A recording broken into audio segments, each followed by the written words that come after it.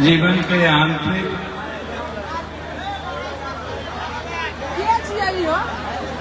निर्माण में जिन साधुता की सबसे बड़ी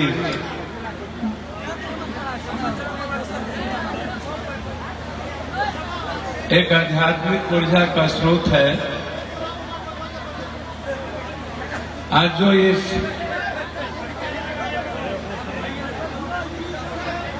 इस समागम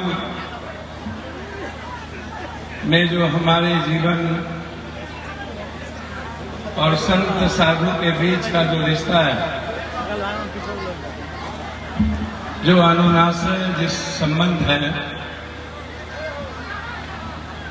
ईश्वर और भक्त का जो रिश्ता होता है,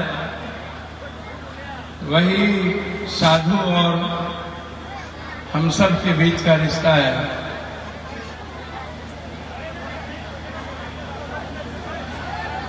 जो परम सत्ता के रास्ते की ओर हमारे जीवन के निर्माण और उसके जीने के तरीके की जो भूमिका, एक मानव निर्माण में जिनकी बड़ी भूमिका है, आज इस विराट समागम में वो जिनका सानिध्य हमें पुत्रवत भातृत्व और जिनका विलक्षण साधुता, जिनका वो भाव, जिनकी वो साधना पद्धति और जिस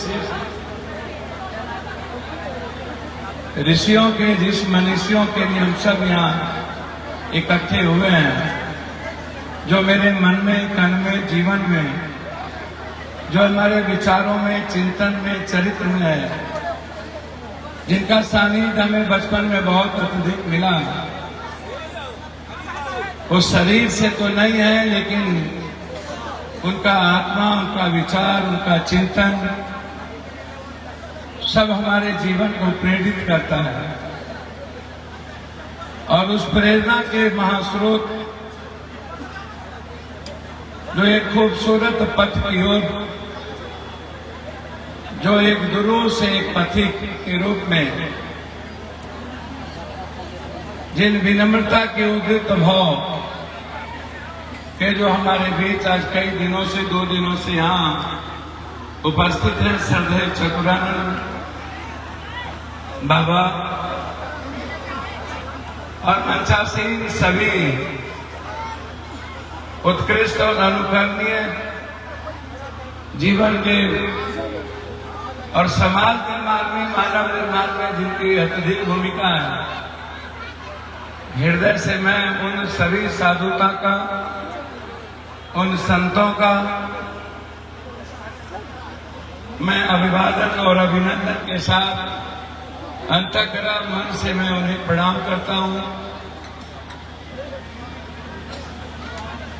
मंचासीन ये सम्मानित मंच और यहाँ जो उपस्थित हैं हमारे ईश्वर तुल, देवतुल बुजुर्ग, मानव जीवन के निर्माण की एकमात्र सत्य, सृष्टि के निर्माण की और खुशियों के लिए मुस्कुराने का एक अवसर देने वाली मेरी माँ और बहनें, क्रांतिवीर, कर्मवीर, छात्र युवा साथियों, सम्मानित कई यहाँ वर्तमान मुखिया जी, यहाँ के मुखिया जी, बगल के मुखिया जी, हमारे नेता कौशल जी, सरपंच साहब, हमारे मंच पर इस कमेटी के सम्मानित अध्यक्ष जी, सभी सम्मानित उत्कृष्ट इस विराट सत्संग के और हमारे आध्यात्मिक गुरु को, साधुता को लाने वाले सभी सम्मानित अभिभावक, सरपंच साहब, सम्मानित नेता, जो भी दल के हैं, अन्य जो भी जनप्रतिनिधि हैं, मैं उन सब का, छात्र युवाओं का, सबका सम्मान करते हुए मैं क्षमा चाहूंगा अपने साधु संत से। आपके स्नेह और आशीर्वाद के लिए मैं लंबे दूर तक चलता रहता हूं। रास्ते में अनंत हरि कथा है, मैं समझता हूं कि ईश्वर जो जिस साधु और संतों का जिस आध्यात्मिक साधना पद्धति के जीवन का दर्शन है, मैं बहुत नजदीक से उन ऋषियों का आचार्य महर्षि जी जो हम सब के बीच नहीं है, लेकिन उनकी सृष्टि, उनका संपूर्ण जीवन का जो जीने का मकसद था वो सब कुछ हम सब के जीवन में है।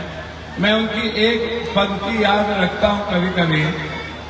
उन्होंने हमें बचपन में कहा था, तुम बहुत बहादुर हो, और एक शब्द उन्होंने कही थी, शायद हमें वो याद है। हमारे कबीर मठ के प्रोफेसर साहब भी थे, हम भी थे और वो भी थे। उन्होंने कहा था कि जीवन के हर संकट और हर परिस्थितियों में तुम्हारा साथ हर व्यक्ति को मिलेगा। और मैं उस भाव को आज भी याद रखता हूं कि जब मैं किसी ईश्वर और इष्ट की बात करता हूं तो मुझे शिव की वो पंक्ति याद आ जाती है कि मानव कल्याण के बगैर जीवन का कोई मतलब नहीं है। मानव की पूजा के बगैर, जिसको शिव ने, जो दुनिया के सर्वश्रेष्ठ और सर्वप्रथम आदि गुरु थे, जिन्होंने संपूर्ण जीवन दर्शन में उन्होंने वसुधैव कुटुंबकम का दर्शन दिया, सर्वधर्म संभाव के साथ सार्वभौमिकता का दर्शन दिया, उन्हीं की वो भाव आत्म मोक्षार्थम जगत हिताय च, संपूर्ण जीव मानव का कल्याण और खुद के मोक्ष की कल्पना। मोक्ष किसी नदियों के घाट पे नहीं मिलता है, या पिता के पितृ कर लेने से मोक्ष की कल्पना नहीं हो सकती। जिस साधु और जिस आचार्य महर्षि जी की साधना और उसके आध्यात्मिक भाव की बात आप कई दिनों से हमारे संतों की वाणी से सुनते हैं, आप याद रखिएगा, उनका जो पथ था वो अंधविश्वास का, आडंबर का, कर्मकांड का नहीं था। उनका पथ था कंप्लीट मानव कल्याण का, मानव के निर्माण का, जिसको कभी रामकृष्ण परमहंस जी ने उसके शिष्य विवेकानंद ने मैन मैपिंग की बात की थी कि इस दुनिया में किसी एक अच्छे इंसान के बगैर आप सत्य की कल्पना नहीं कर सकते हैं। सत्य का मतलब ही होता है, एक ही सत्य है दुनिया में, ईश्वर। सत्य संग का मतलब ही होता है ईश्वर के संग, ईश्वर में समर्पण। जैसे मीरा का कृष्ण के साथ, अर्जुन का कृष्ण के साथ, सुदामा का कृष्ण के साथ, राम का सबरी के साथ, राम का उस नौ पर पार होने वाला उस क्षण के उस केवट के साथ, राम का वाल्मीकि के भाव के दर्शन के साथ, वह जो राम का हनुमान के चयन के साथ, अशोक का बुद्ध के साथ, यह जो भाव था, यही इसी भाव से हम जीवन की खूबसूरती को देख पाते हैं, राम के दर्शन को खोज पाते हैं। सबरी और राम के रिश्ते के बगैर आप एक रामायण के भाव के दर्शन को नहीं ढूंढ पाइएगा।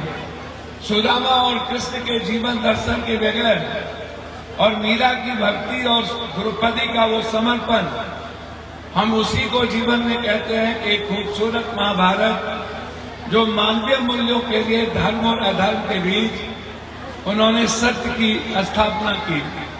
शिव ने भी जो दर्शन दिया, जो आज तक जो भाव है, संगच्छध्वम संबद्धध्वम सम वो मनांसी जानता देवा भाग्यम यथा पूर्वे, वो जो भाव, वो कंप्लीट संपूर्ण दुनिया में एक ही जाति हम लोग हैं, एक ही समूह है, एक ही खून है, और कोई धर्म मजहब हम लोग नहीं है, हम लोग कोई जाति नहीं है, हम लोग एक ही किसी क्रिएटर के क्रिएट किए हुआ, हम लोग 1.25 लाख 1.5 लाख पहले हम लोग हेमोसेपियन, चिंपांजी और बंदर के बाद मानवीय सभ्यता में आए, और सारा 12,000 13,000 पहले से शिव के दर्शन से हमने शिव परिवार के रूप में एक जीवन को दर्शन दिया। और शिव और महाभारत के बीच में 6,000 का बीच का जो गैप है, जीवन है क्या? जीवन कंप्लीट रूप से दूसरों पे जीने के और मुस्कुराने का एक खूबसूरत अवसर है। यदि आप गांव से चलते हैं मंदिर की ओर और गांव में कोई गरीब या कोई ऐसा व्यक्ति 400 रुपया की दवाई के बगैर वो परेशान है और आप मंदिर में आकर के किसी को भैरव को आप शराब चढ़ा दें और किसी शनि को तेल और किसी मंदिर में आके दूध चढ़ा दें तो आपकी पूजा कभी भी सार्थक नहीं होगी। जिस खूबसूरत रचना को ईश्वर ने बनाया है उसमें सर्वश्रेष्ठ है मानव जीवन। रचना तो उनकी जीव से लेकर निर्जीव तक है, लेकिन ये जो मानव की जीवन है जिनको अपने सानिध्य में बेटे की तरह वो लाया किसी पुराने जन्म के सत्कर्म के कारण, आप ईश्वर से अलग नहीं है। ईश्वर पल पल आपके जीवन में है। ईश्वर को ढूंढने की जरूरत नहीं है। ईश्वर आपके कण में है, मन में है। और इसीलिए बुद्ध ने कहा था अपो दीपो भव। यह जो मन का प्रकाश है ना, यह अंधलिया रात में दीप नहीं जलाना है, यह अमावस्या के रात में अंधकार नहीं मिटाना है। ये जो पप्पू यादव के भीतर रावण की जो प्रवृत्ति है, हमारे भीतर जो कंस की प्रवृत्ति है, दूसरों को अपमान करने की प्रवृत्ति है, दूसरे जाति को ठगने की प्रवृत्ति है, उसका सम्मान नहीं करना, दूसरों के विचारों की इज्जत नहीं करना, दूसरों के धर्म और मजहब का सम्मान नहीं करना, किसी गरीब से प्रेम नहीं करना, ये जो दुष्टता की प्रवृत्ति है, उस अंधकार को खत्म कर एक नूतन व्यक्तित्व का, इंसान का, वाल्मीकि के रूप में, संत रविदास के रूप में, कबीर के रूप में, नानक के रूप में, बुद्ध के रूप में, ऐसा व्यक्ति का नूतन जो दुनिया को प्रकाशित करे, जो पड़ोसी को प्रकाशित करे। आप क्या मानते हैं कि आपके गांव में कोई गरीब और आम आदमी है, उसकी परिस्थितियां क्या है? वो तो बिहार में आ गया सर्वे कि आज हम कहाँ हैं, और बगैर गरीब और आम आदमी के आंसू पोंछे, बगैर उसके जीवन की खुशियों के, बगैर उसके जीवन के मुस्कुराहट के, हमारी साधना पद्धति, हमारा समर्पण, हमारा ये संत मत, यही एक दर्शन है। जब आप जहां अपने कुछ पल अपने जीवन को खूबसूरती तरीके से जी पाते हैं, दुनियावी चीजों से दूर, दूसरों से को तकलीफ दिए बगैर कुछ पल चित्त, मन को चित करने का जो प्रवृत्ति है, मन को चित होगा नहीं, क्योंकि आप अभाव में जीते हैं। अभाव में जीने वाला आदमी और डरा हुआ इंसान कभी भी मन चित नहीं हो सकता। मन चित होता है जब वो अभाव में नहीं जीता है। और ये भारत के 90% लोग अभाव में और डर से जीते हैं। जिससे आवश्यकता हुई उसको भी भगवान मान लिए और जिससे डर हुआ उसको भी भगवान मान लिए। कृष्ण को भी पूजा, नाग पंचमी भी, इंद्र की भी पूजा, गोवर्धन की भी। अजीब है यह देश की विडंबना। और आपको साधु आते हैं आपके बीच एक दर्शन के लिए कि आपके भीतर की साधुता, आपके भीतर का जो कुंडली है, जो आप जीवन में आए हैं और आपका जो मूल्य है, आप जिस आदर्श पे चलना चाहते हैं, आपका जो जीवन पद्धति है वो क्या है। मैं बहुत बधाई देता हूं इस बड़े विराट संत मत को, इस सत्संग को कराने वाले को, किया निश्चित रूप से कुछ पल आपने अपने जीवन की सार्थकता को महसूस किया। मुझे लगता है कि जो दुनिया की स्थिति है यार, भारत और समाज की स्थिति है, उसमें साधु, रियल में साधु, मैं साधु से बहुत दूर रहता हूं, लेकिन साधना पद्धति जो साधु है, जो महर्षि जी, आनंद मार्ग या आचार्य राममूर्ति या ऐसे ओशो, मैं जीवन के बहुत सारे ऐसे दर्शन को मैं मानता हूं, लेकिन आप जो हमको बोलिएगा, ये अन्य जो बड़े बड़े विराट जो देखते हैं, आज यही साधुता, यही जो चिंतन है जो आपके सामने बैठे हुए हैं, इनकी दिव्यता को देखिए, इनकी उस खूबसूरत पल को देखिए, इनकी मुस्कुराहट को देखिए। ये आपके जीवन में मुस्कुराहट लाने आए हैं और आपसे ये मुस्कुराते हैं। आपके जीवन को खुशियों को देख करके पिता के रूप में मुस्कुराते हैं। इनका हम सब के जीवन में पिता की तरह आना और हमारे जीवन को बादशाह प्रेम देना, यही तो है कुछ पल जिसके स्नेह और बादशाह प्रेम में हम सब जी पाए। और इसीलिए मैं भागे भागे मेरे जीवन का कोई मतलब नहीं है। मुझे न राजनीति आती, न मुझे कुछ आता। 80 में हम बाहर से आए पढ़ के, और उसके बाद कभी माओवादी से लड़ गए, कभी कोरोना में लड़ गए, कभी किसी से जीवन में हम चल दिए। हमें कुछ नहीं चाहिए, बस ईश्वर जिस दिन हमको 4 बजे सुबह तक काम करने का मौका देता है। 40 साल हो गए हमको जगह सोए हुए, 1 घंटा में सोता हूँ। जिस दिन 4 घंटा पहले घर पहुंच गया, उस दिन लगता है कि हमारे ईश्वर हमसे रूठ गए, हमें मौका आज कम क्यों मिली। जिस दिन मैं अत्यधिक लोगों की मदद कर पाता हूँ, आंसू पोंछ पाता हूँ, उस दिन लगता है कि बड़ी असीम कृपा हम पर ईश्वर ने कर दी कि आज मैं अधिक लोगों की मदद कर पाया।